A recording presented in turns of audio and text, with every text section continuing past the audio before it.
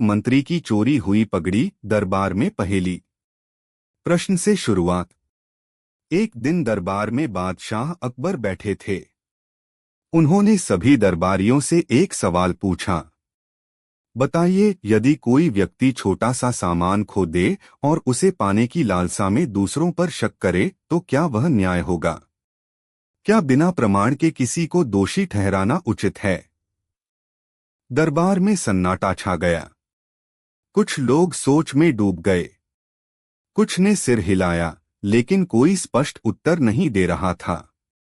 तभी बीरबल मुस्कराए और बोले, जहांपनाह, बिना प्रमाण के दोषारोपण करना उचित नहीं। सच्चा न्याय तभी संभव है जब धैर्य, निरीक्षण और समझ से काम लिया जाए। अगर जल्दबाजी की जाए तो निर्दोष भी दोषी बन सकते हैं। अकबर ने संतोष से कहा, वाह बीरबल, आज का सवाल यही था। चलिए देखते हैं कि ऐसी स्थिति में आप न्याय कैसे करेंगे। शायद हमें जल्द ही ऐसा अवसर मिल जाए। उसी समय दरबार में हलचल मच गई। मंत्री महोदय रघुनाथ लाल घबराते हुए आए। उनके सिर पर हाथ था। वे बोले, जहांपनाह, मेरी पगड़ी चोरी हो गई। अभी कुछ ही क्षण पहले मेरे कक्ष से गायब हो गई। मैं संकट में हूं, मेरी प्रतिष्ठा पर आघात हुआ है। दरबार में सनसनी फैल गई। सभी मंत्री, दरबारी, पहरेदार एक दूसरे का चेहरा देखने लगे। अकबर ने गंभीर स्वर में कहा, यह तो गंभीर बात है। पगड़ी मंत्री का मान होती है। बिना उसे पाए हम शांति नहीं रख सकते। बीरबल, इस समस्या का समाधान आप ही करें। बीरबल ने सहजता से कहा, जहांपनाह, हर चोरी एक कहानी कहती है। बस हमें ध्यान से सुनना और देखना होगा कि चोर स्वयं अपने कर्म से प्रकट हो जाएं। मैं इसका उपाय करूंगा। मंत्री रघुनाथ लाल ने बताया, जहांपनाह, मेरी पगड़ी सामान्य नहीं थी। यह मेरे पिता की निशानी है। इसमें सोने का किनारा और रेशमी धागे से कढ़ाई की हुई थी। इसे खो देना मेरे लिए अपमान के समान है। मैं जानता हूं कि दरबार में कोई चालाक व्यक्ति इसे चुराकर मेरी प्रतिष्ठा गिराना चाहता है। दरबार में कुछ लोग फुसफुसाने लगे। किसी ने कहा, क्या यह अंदर वालों का काम है? किसी ने कहा, नौकरों पर शक करना चाहिए। किसी ने कहा, शायद किसी दुश्मन ने इसे चुराया है। अकबर ने आदेश दिया, सभी लोग संयम रखें। बिना प्रमाण किसी पर आरोप न लगाएं। बीरबल इस रहस्य को सुलझाएंगे। मंत्री की आंखों में चिंता थी। दरबार में मान की रक्षा का प्रश्न बन गया। सभी की नजरें बीरबल पर टिक गईं। बीरबल ने मंत्री से कहा, मंत्री जी, आप चिंता न करें। हम आपकी पगड़ी ढूंढ निकालेंगे। लेकिन हमें जल्दबाजी नहीं करनी। पहले हमें दरबार में मौजूद सभी लोगों से सच जानना होगा। मैं एक चालाक योजना बनाता हूं। अकबर ने कहा, बताइए बीरबल, क्या करना होगा? बीरबल बोले, दरबार के सभी लोगों को एक साथ बुलाइए। हम एक खेल खेलेंगे। हम कहेंगे कि मंत्री की पगड़ी हमें मिल गई है और हम उसे पहचान कर देंगे। जो चोर होगा वह स्वयं घबरा जाएगा और अपना दोष स्वीकार कर लेगा। साथ ही हम कुछ संकेत भी खोजेंगे जिससे सच्चाई सामने आए। दरबारियों ने राहत की सांस ली।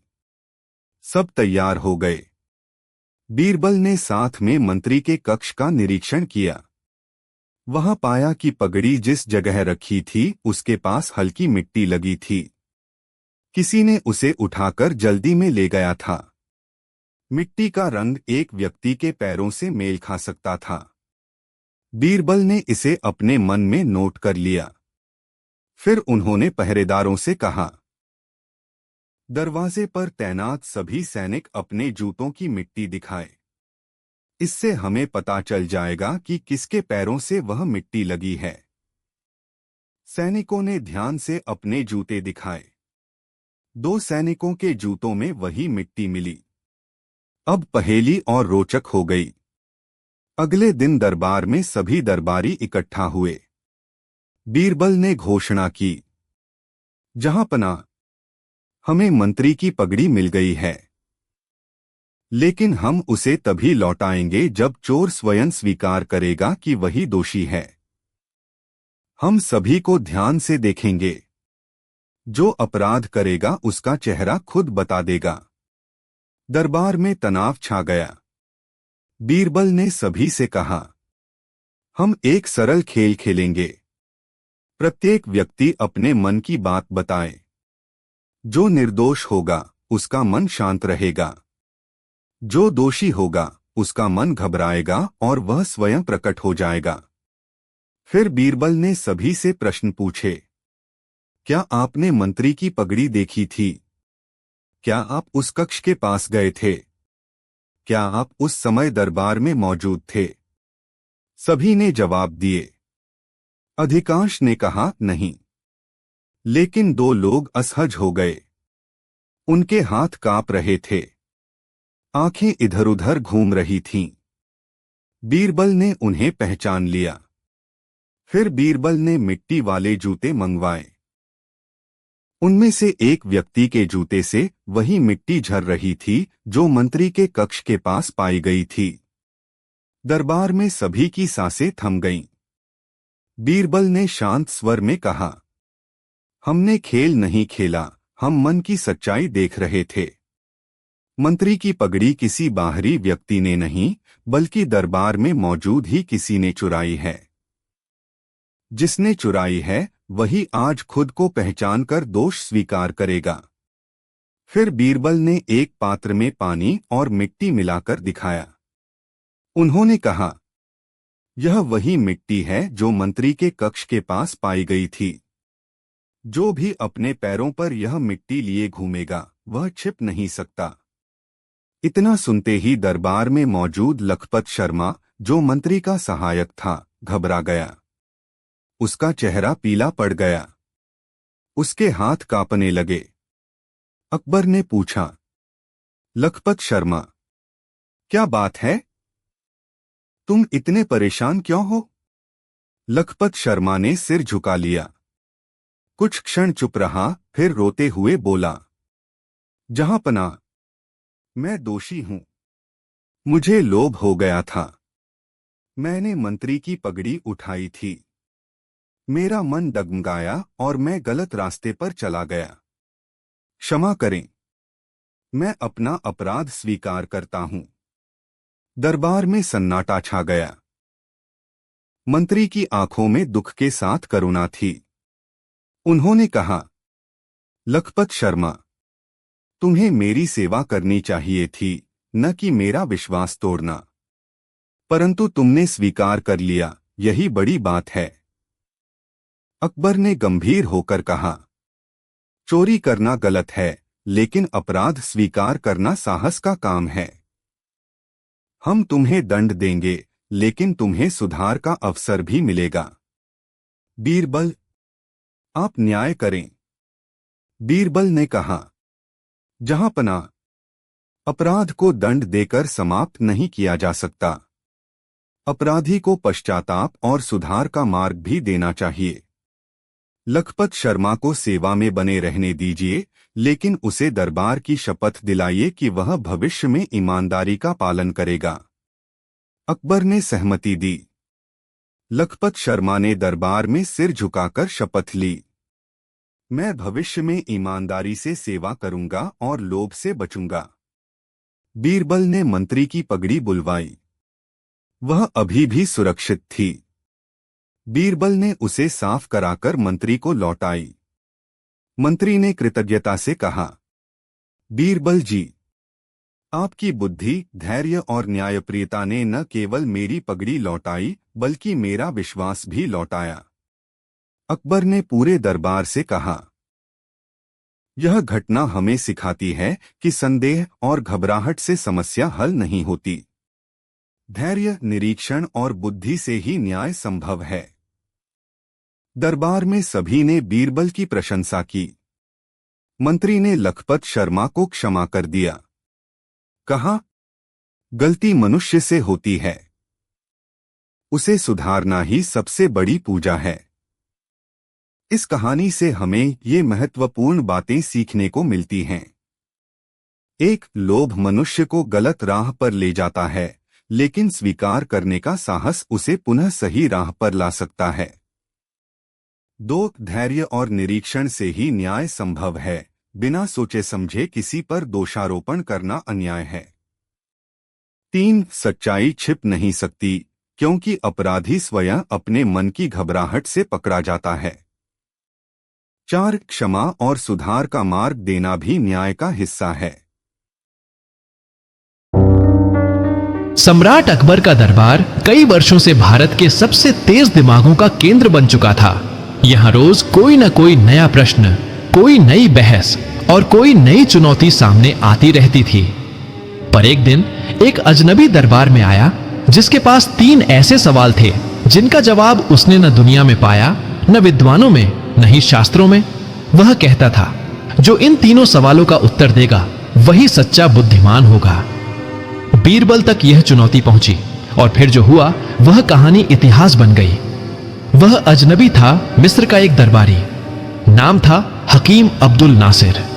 उसकी बुद्धिमत्ता और चालाकी पूरे अरब में प्रसिद्ध थी। एक व्यापारिक दूत के रूप में वह भारत आया था, पर अपने साथ वह 3 ऐसे सवाल लाया था जिन्हें वह कई देशों के राजा और विद्वानों से पूछ चुका था, पर कोई उत्तर नहीं दे सका। अकबर को यह सुनकर उत्सुकता हुई। उन्होंने अब्दुल नासिर को अपने दरबार में बुलाया। अकबर, क्या तुम सच में ऐसे 3 सवाल लाए हो जिनका उत्तर आज तक किसी ने नहीं दिया? हकीम अब्दुल नासिर, हां महाराज, और मैं चाहता हूं कि भारत का सबसे चतुर आदमी बीरबल उनका उत्तर दे। अगर वह सफल हुआ तो मैं अपने घुटनों पर झुककर उसे सलाम करूंगा, लेकिन अगर वह असफल हुआ तो भारत की प्रतिष्ठा को एक धक्का लगेगा। अकबर ने मुस्कुराकर कहा, बीरबल को बुलाया जाए। बीरबल दरबार में आए। उन्होंने अब्दुल नासिर को देखा। चालाक आंखें, घमंड से तनी गर्दन और होठों पर एक तीखी मुस्कान। अब्दुल नासिर ने एक चिट्ठी निकाली। 3 सवाल उसमें लिखे थे। वह जोर से पढ़ने लगा। पहला सवाल, वह कौन सी चीज है जो दिखाई नहीं देती पर हर जगह है? दूसरा सवाल, ऐसा क्या है जो सब जानते हैं कि गलत है फिर भी सब करते हैं? तीसरा सवाल, अगर सत्य को शब्दों में बांध दिया जाए तो वह क्या कहलाता है? सारे दरबार में सन्नाटा छा गया।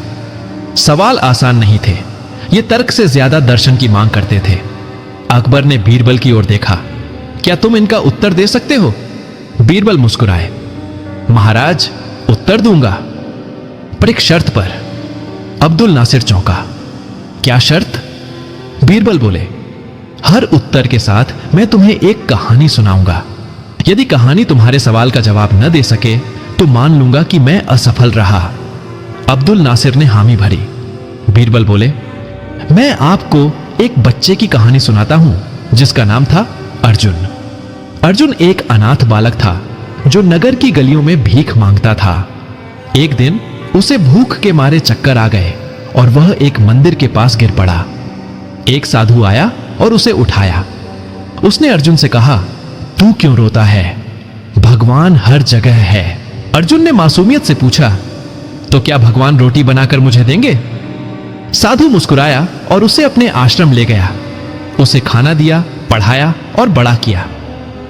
अर्जुन ने एक दिन साधु से पूछा, क्या आप ही भगवान हैं? साधु हंसा, नहीं, भगवान तो हर जगह हैं। मेरी दया में, तेरी भूख में, उस मंदिर की घंटी में और तेरी मुस्कान में। बीरबल बोले, तो पहला उत्तर है ईश्वर। वह दिखाई नहीं देता पर हर जगह है, भावना में, हवा में, सत्य में। अब्दुल नासिर चुप था। सवाल का उत्तर मिला था और वह गहराई से सोचने लगा। अब दूसरा सवाल, ऐसा क्या है जो सब जानते हैं कि गलत है फिर भी सब करते हैं?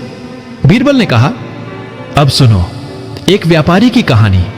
नाम था हरिदास। हरिदास ईमानदार था, लेकिन एक दिन उसे घाटा हो गया। उसने सोचा, थोड़ा वजन कम तोल दूं तो कोई फर्क नहीं पड़ेगा। उसने झूठ बोलना शुरू किया, थोड़ा थोड़ा। और फिर एक दिन ग्राहक ने उसे पकड़ लिया। राजा ने उसे बुलवाया। हरिदास ने कहा, मुझे पता था यह गलत है, पर मैं मजबूर हो गया था। बीरबल बोले, हम सब जानते हैं कि झूठ बोलना गलत है, फिर भी झूठ बोलते हैं, कभी किसी को बचाने के लिए, कभी अपने लिए। तो दूसरा उत्तर है झूठ। सब जानते हैं यह गलत है, पर सब कभी न कभी इसे करते हैं। अब्दुल नासिर ने सिर झुका लिया। जवाब सीधा नहीं था, पर उसके सवाल से बड़ा था। अब तीसरा सवाल, अगर सत्य को शब्दों में बांध दिया जाए तो वह क्या कहलाता है? बीरबल बोले, अब मैं तुम्हें एक आखिरी कहानी सुनाता हूं, एक कवि की। वह कवि था निर्धन, बीमार, अकेला, पर उसके शब्दों में आग थी। वह लिखता था, धरती बोले, मेरे गीतों में सच्चाई हो, मेरे शब्दों में। एक दिन सम्राट ने उसकी रचना सुनी और कहा, तू क्या लिखता है?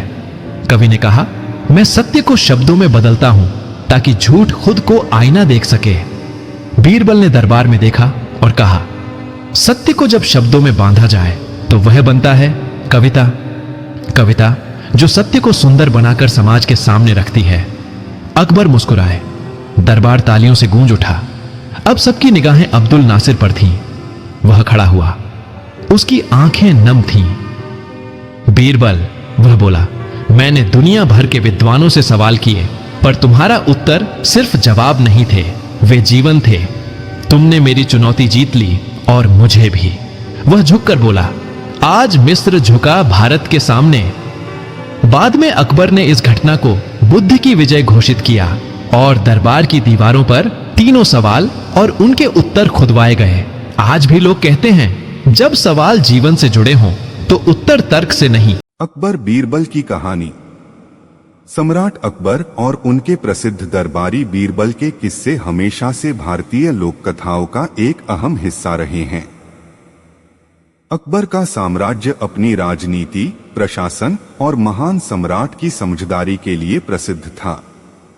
वहीं बीरबल का नाम उनके बुद्धिमत्ता, चतुराई और समझदारी के लिए लिया जाता है।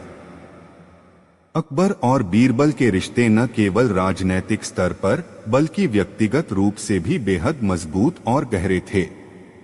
बीरबल ने अकबर की हर कठिनाई में सहायता की और अपने चतुर उत्तरों और समाधान से अकबर का दिल जीता। इस कहानी में हम अकबर और बीरबल के रिश्ते की एक महत्वपूर्ण कहानी पर प्रकाश डालेंगे। कहानी एक, अकबर और बीरबल का परिचय। सम्राट अकबर का नाम इतिहास में एक महान शासक के रूप में लिया जाता है। वह 1556 से 1605 तक भारत के मुगल साम्राज्य के सम्राट रहे। अकबर का शासन न केवल सैन्य विजय पर आधारित था, बल्कि उन्होंने विभिन्न धर्मों, जातियों और संस्कृतियों के बीच सामंजस्य स्थापित किया। उनकी प्रजा के लिए किए गए नीतिगत सुधार और शासन व्यवस्था उन्हें महान शासकों की श्रेणी में लाते हैं। वहीं बीरबल का असली नाम महेश दास था। वह अकबर के दरबार में सबसे चतुर और बुद्धिमान मंत्री के रूप में प्रसिद्ध हुए। बीरबल की चतुराई और दयालुता के कारण वह अकबर के सबसे प्रिय दरबारी बन गए। वह हमेशा अपने चातुर्य और सुलझे हुए दृष्टिकोण से अकबर के सवालों का उत्तर देते थे। उनके द्वारा किए गए निर्णय अकबर को हमेशा संतुष्ट करते थे और उन्होंने कई कठिन समस्याओं का समाधान निकाला। कहानी 2, अकबर और बीरबल का बुद्धिमत्ता का परीक्षण। एक बार सम्राट अकबर अपने दरबार में बैठकर अपने दरबारियों से बात कर रहे थे। अचानक उन्होंने सोचा कि क्यों न बीरबल को एक बार बुद्धिमत्ता के परीक्षण में डाला जाए। अकबर ने एक चुनौतीपूर्ण सवाल पूछा, जिसका उत्तर पाने के लिए कोई भी आम आदमी मुश्किल में पड़ सकता था। अकबर ने बीरबल से पूछा, बीरबल, तुम सबसे बुद्धिमान मंत्री हो, मुझे यह बताओ कि ऐसा क्या है जो हर किसी को चाहिए, लेकिन जितना ज्यादा वह उसे पाने की कोशिश करता है वह उतना ही दूर हो जाता है। बीरबल ने एक पल के लिए सोचा और फिर मुस्कुराते हुए जवाब दिया, यह आशा है। अकबर ने हैरान होकर पूछा, आशा? यह कैसे हो सकता है? बीरबल ने कहा, सम्राट, आशा एक ऐसी चीज है जो हर किसी को चाहिए होती है। चाहे वह एक राजा हो या एक साधारण व्यक्ति, हर कोई अपनी उम्मीदों, इच्छाओं और सपनों के पीछे दौड़ता है। लेकिन जितना ज्यादा वह अपनी इच्छाओं को पाने की कोशिश करता है, उतना ही वह उनसे दूर हो जाता है। यह आशा ही है जो हमेशा मनुष्य के साथ बनी रहती है और कभी पूरी नहीं होती। अकबर ने बीरबल की समझदारी को सराहा और उनका जवाब सही माना। बीरबल ने एक बार फिर यह साबित कर दिया कि वह न केवल एक चतुर मंत्री हैं, बल्कि उनकी गहरी समझ और जीवन के प्रति दृष्टिकोण भी उन्हें महान बनाता है। कहानी 3 बीरबल की चतुराई का दूसरा उदाहरण। एक बार अकबर ने बीरबल को एक और चुनौती दी। अकबर ने कहा, बीरबल, मुझे एक ऐसा तरीका बताओ जिससे हम यह जान सकें कि हमारे दरबार में कौन सच्चा है और कौन झूठा। बीरबल ने सोचा और फिर एक दिन दरबार में एक बड़ी सभा आयोजित की। उन्होंने सभी दरबारियों को एक एक बर्तन में कुछ चावल देने को कहा और कहा, ये चावल आपके ईमान का प्रतीक हैं। आप सभी को यह चावल लेकर उस स्थान पर जाना है जहां आग जल रही है। लेकिन ध्यान रखना, चावल को आग में डालना नहीं है। बस वहां जाकर चावल लेकर लौट आइए। सभी दरबारी चावल लेकर उस स्थान पर गए, लेकिन बीरबल ने यह सुनिश्चित किया कि केवल एक दरबारी को आग के पास जाने दिया जाए। बाकी सभी दरबारियों को बीरबल ने रोक लिया। बीरबल ने उन दरबारियों से कहा कि जो चावल को जलते हुए आग में डालने से डरते हैं, वे झूठे हैं, क्योंकि सच्चे व्यक्ति को अपनी ईमानदारी पर विश्वास होना चाहिए और उन्हें डरने की आवश्यकता नहीं होनी चाहिए। आखिरकार बीरबल ने अकबर को बताया कि यह परीक्षण दरबारियों के ईमान का माप है। इस प्रकार बीरबल ने अकबर को यह समझाया कि सच्चाई और ईमानदारी का कभी डर नहीं होता और यही सिद्धांत किसी भी इंसान के लिए महत्वपूर्ण होता है। कहानी 4 बीरबल का दिल से दयालुता। अकबर और बीरबल के रिश्ते केवल बुद्धिमत्ता और चतुराई तक सीमित नहीं थे, बल्कि बीरबल का दिल भी बहुत दयालु था। वह गरीबों, जरूरतमंदों और अनाथों की मदद करते थे। एक दिन एक गरीब आदमी दरबार में आया और बीरबल से सहायता की मांग की। बीरबल ने तुरंत उसे मदद दी और अकबर से कहकर गरीब को एक बड़ा उपहार दिलवाया। अकबर ने बीरबल से पूछा, तुम इस व्यक्ति को क्यों मदद कर रहे हो, जबकि वह किसी भी प्रकार से हमारी प्रजा नहीं है? बीरबल मुस्कुराए और कहा, सम्राट, यह हमारी सच्ची प्रजा है। वह गरीब है, लेकिन उसका दिल साफ है। मदद करना इंसानियत का काम है और यही हमारी सच्ची प्रजा है। अकबर ने बीरबल की बात को समझा और उनके दिल से मदद करने के दृष्टिकोण की सराहना की।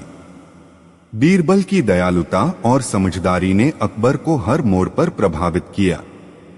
निष्कर्ष, अकबर और बीरबल के किस्से न केवल उनके समय की राजनीतिक और सामाजिक परिस्थितियों को दर्शाते हैं, बल्कि मानवता, चतुराई, ईमानदारी और दयालुता के भी महत्वपूर्ण उदाहरण प्रस्तुत करते हैं। बीरबल का नाम इतिहास में सदैव रहेगा, क्योंकि उनकी बुद्धिमत्ता और दयालुता ने न केवल अकबर को बल्कि संपूर्ण साम्राज्य को प्रभावित किया। उनकी कहानियां हमें जीवन में सच्चाई, समझदारी और ईमानदारी से जीने की प्रेरणा देती हैं।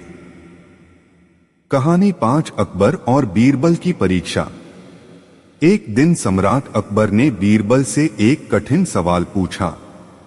वह जानना चाहते थे कि क्या बीरबल उनकी सहायता कर सकते हैं। यदि कोई समस्या सम्राट के समक्ष आए तो क्या वह अपने नायक की तरह त्वरित निर्णय ले सकेंगे। अकबर ने यह सोचा कि बीरबल की चतुराई और सूझबूझ का परीक्षण किया जाए।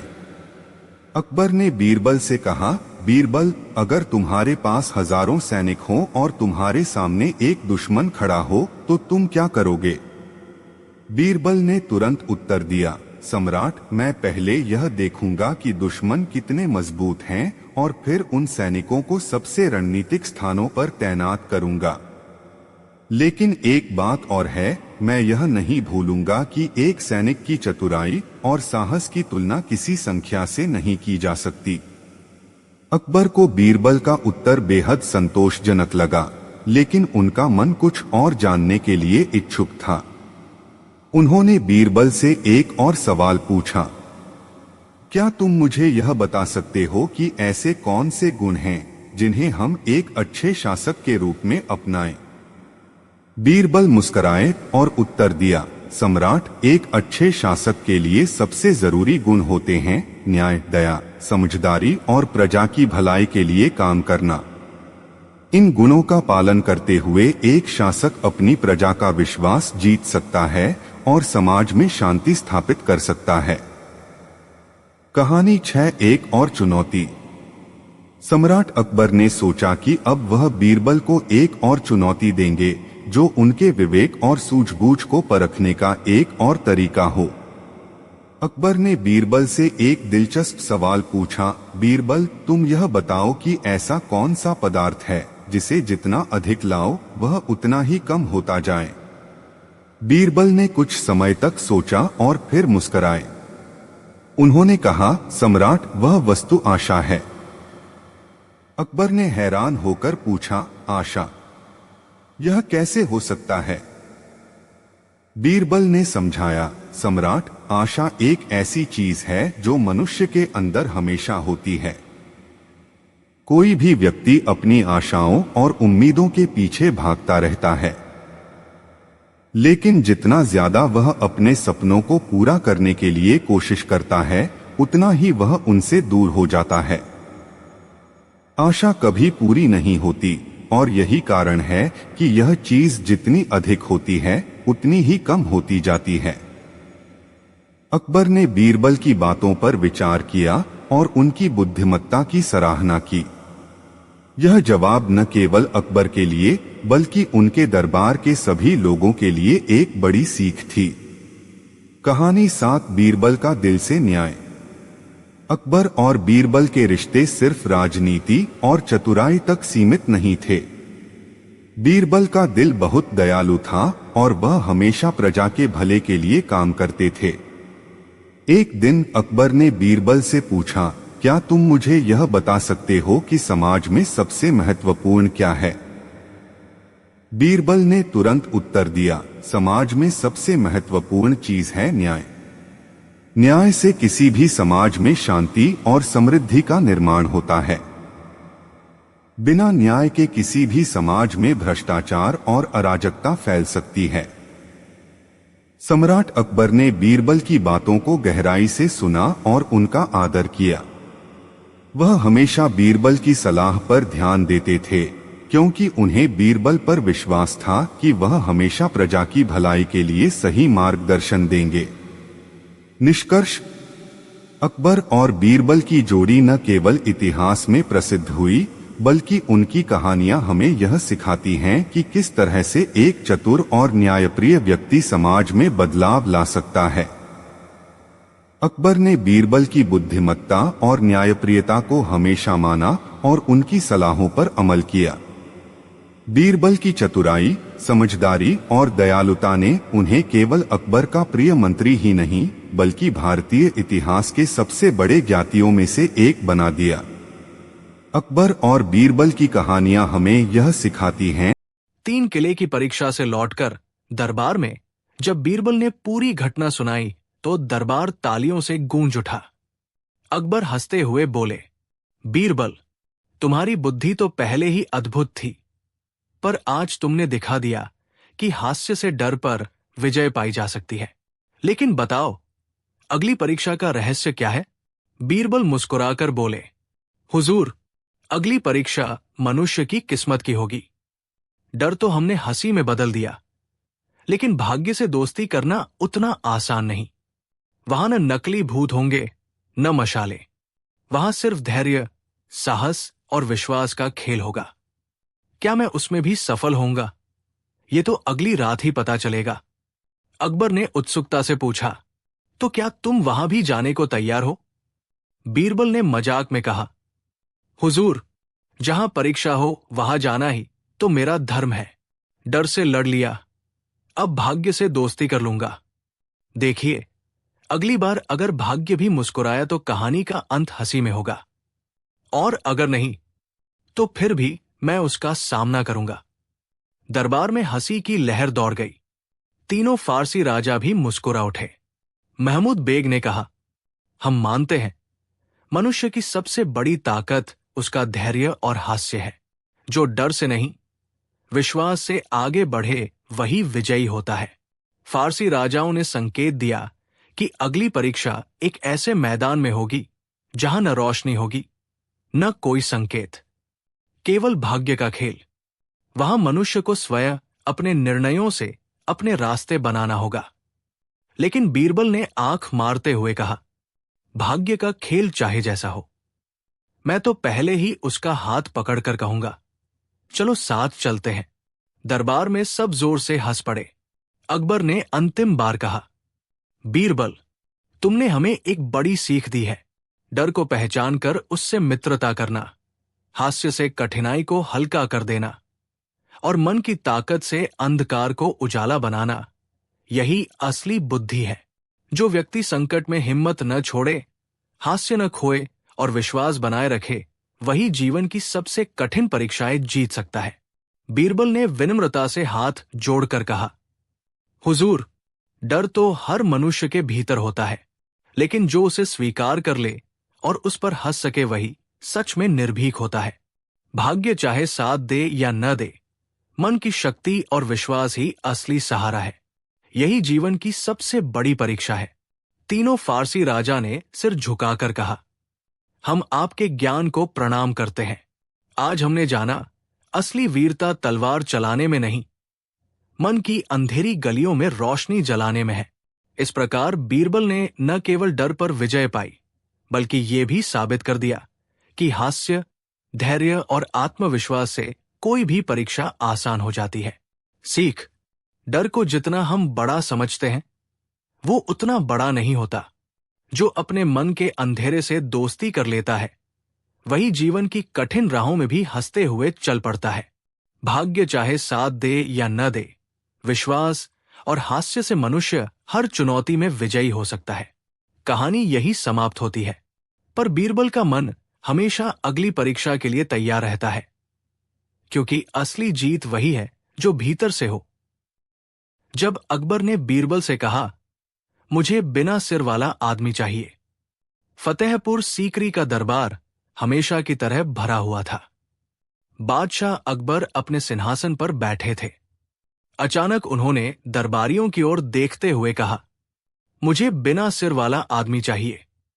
जो मुझे ऐसा आदमी दिखा देगा, उसे सोने से नवाजा जाएगा। सुनते ही दरबारियों की आंखें फटी की फटी रह गई। कोई खांसने लगा, कोई हैरान रह गया। सबने सोचा, बिना सिर वाला आदमी, ये तो असंभव है। लेकिन अकबर के चेहरे पर एक रहस्यमयी मुस्कान थी। एक दरबारी बोला, जहां अपना बिना सिर वाला आदमी तो केवल सपनों में हो सकता है। दूसरा बोला, ऐसा तो सिर्फ जादूगर दिखा सकता है। तीसरा बोला, या फिर बुत, मूर्ति बनाकर दिखाया जा सकता है। अकबर ने सबकी बातें सुनकर हंसते हुए कहा, नहीं, मुझे असली जिंदा आदमी चाहिए, बिना सिर वाला, और ये काम बीरबल को करना होगा। दरबार में हलचल मच गई। बीरबल उठे और हाथ जोड़कर बोले, जहां अपना, ये आसान काम नहीं है, लेकिन नामुमकिन भी नहीं। अकबर ने भौहें चढ़ाई, तो फिर देर मत करो बीरबल, मुझे जल्द ही ऐसा आदमी दिखाओ। दरबारियों ने सोचा, इस बार तो बीरबल फंस गए, देखना अब की बार नहीं बच पाएंगे। बीरबल सीधी शहर की गलियों में निकल पड़े। उन्होंने तरह तरह के लोगों से बात की, किसानों से, मजदूरों से, साधुओं से, यहां तक कि चोरों से भी। रात को घर लौटते समय वे सोच रहे थे, बिना सिर का आदमी असल में कौन हो सकता है? ऐसा इंसान जो दिमाग से बिल्कुल खाली हो। हां, यही तो है असली बिना सिर वाला आदमी। उनके होंठों पर हल्की मुस्कान तैर गई। अगले दिन बीरबल दरबार में पहुंचे। उन्होंने बादशाह से कहा, जहांपनाह, मैंने बिना सिर वाले आदमी को खोज निकाला है। दरबार में कानाफूसी शुरू हो गई। सचमुच? कैसे संभव है? अब तो मजा आएगा। अकबर ने उत्सुकता से पूछा, तो कहाँ है वो आदमी? बीरबल ने मुस्कुराते हुए एक दरबारी की ओर इशारा किया। वो दरबारी हमेशा चापलूसी करता था और दिमाग से बिल्कुल खाली था। बीरबल बोले, जहांपनाह, यही है बिना सिर वाला आदमी। सिर तो इनके कंधों पर है, लेकिन अक्ल नाम की चीज इनमें जरा भी नहीं। असल में ये बिना सिर वाला ही है। दरबार ठहाकों से गूंज उठा। अकबर हंसते हंसते कुर्सी पकड़कर बैठ गए। जिस दरबारी का नाम लिया गया था, उसका चेहरा लाल पड़ गया। वो हकलाते हुए बोला, जहांपनाह, ये तो बीरबल की चाल है। मैं तो हमेशा आपकी सेवा में रहता हूं। अकबर मुस्कुराते हुए बोले, सेवा में रहना अच्छी बात है, लेकिन बिना अक्ल के रहना मूर्खता है। बीरबल ने सही कहा। असली बिना सिर वाला आदमी वही है जो दिमाग का इस्तेमाल न करे। अकबर ने बीरबल को कीमती हीरे जवाहरात से नवाजा और दरबारियों को चेतावनी दी, याद रखो, सिर सिर्फ दिखाने के लिए नहीं होता, सोचने के लिए भी होता है। सारा दरबार बीरबल की बुद्धि का कायल हो गया। सीख, असली बिना सिर वाला आदमी वही है जो अक्ल का इस्तेमाल न करे। सिर्फ शरीर से इंसान नहीं, बल्कि बुद्धि से इंसान महान बनता है। अकबर की जिज्ञासा ने फिर साबित कर दिया कि बीरबल की हाजिर जवाबी सबसे बड़ी ताकत है।